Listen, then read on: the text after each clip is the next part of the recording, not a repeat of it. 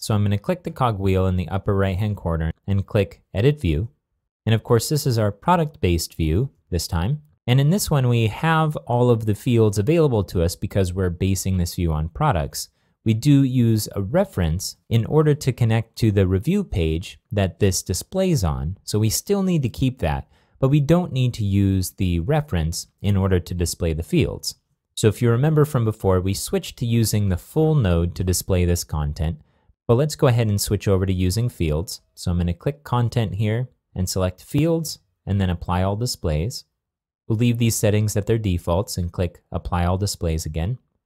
We can go ahead and remove this field, which was displaying the product as a sidebar view mode after it was referenced using our relationship to the review. And I'll go ahead and click Remove. And now for fields, let's click Add.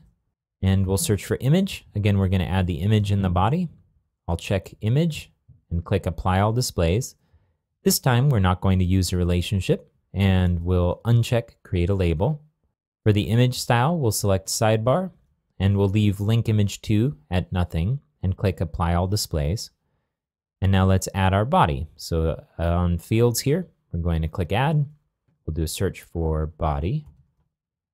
We'll check it, and click Apply All Displays. Again, we're not going to use a relationship because we're basing this view off of products. And I'll uncheck Create a Label. We'll leave the formatter at the default and click Apply All Displays. And now let's scroll down and check this out. So we'll put 10 in here, which is for our box.